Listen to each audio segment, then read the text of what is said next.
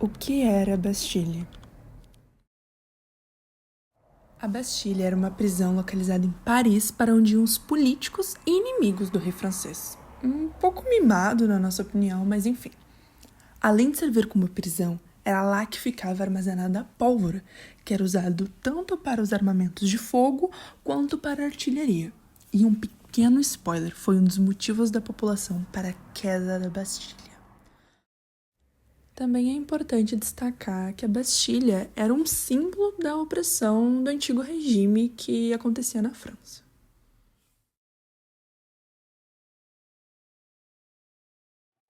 Contexto histórico.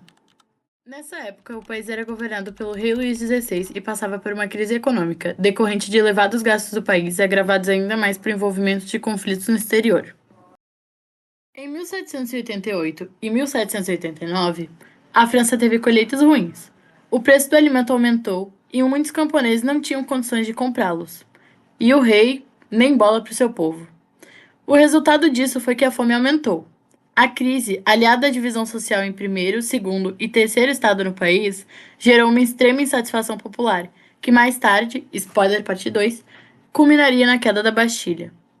Só para deixar claro, galera, o primeiro estado era composto pelo clero e famílias nobres, o segundo pela nobreza e o terceiro pelos camponeses, trabalhadores urbanos e classe média francesa. Não é novidade quem se ferrava nessa história. A importância da Assembleia dos Estados.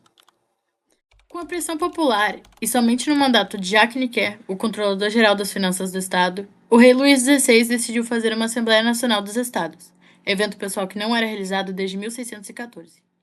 A Assembleia, que começou no dia 8 de maio, tinha o objetivo de mudar o conjunto de leis da França, especificamente o aumento de impostos e resolver a situação de uma forma mais diplomática, assim possamos dizer.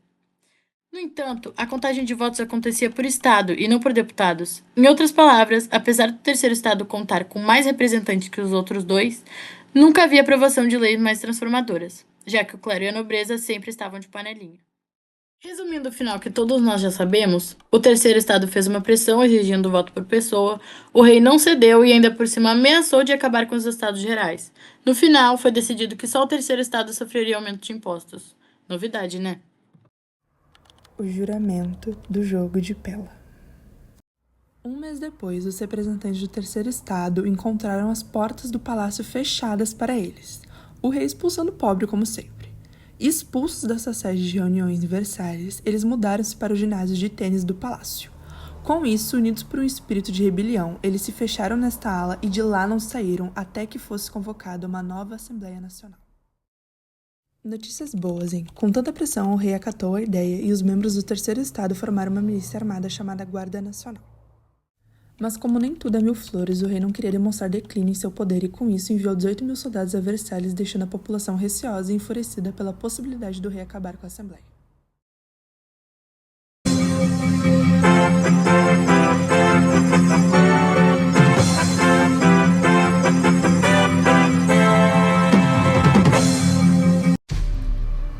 Queda da Bastilha.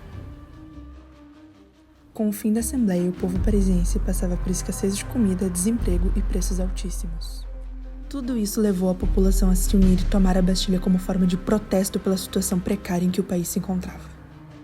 Então, no dia 14 de julho de 1789, a população de Paris, armados, isso mesmo, armados, tomaram a Bastilha, libertaram aqueles que eram considerados inimigos da realeza e decapitaram o comandante da prisão e o prefeito da cidade.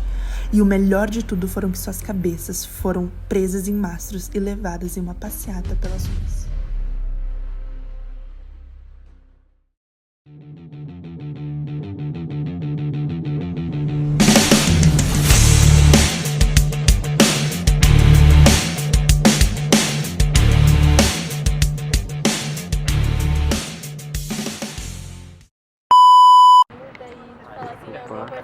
Ah, tá preso aqui.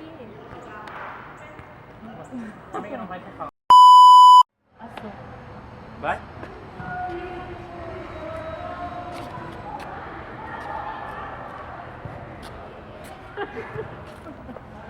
Gabriel não vem nunca. Achei que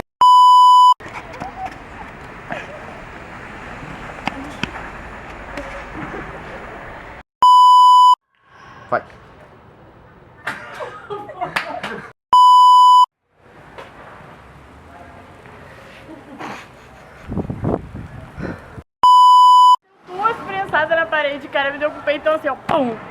Eu senti meu pulmão explodindo. Que isso, meu? Deu um lambidão na... Agora eu acho que é sempre top.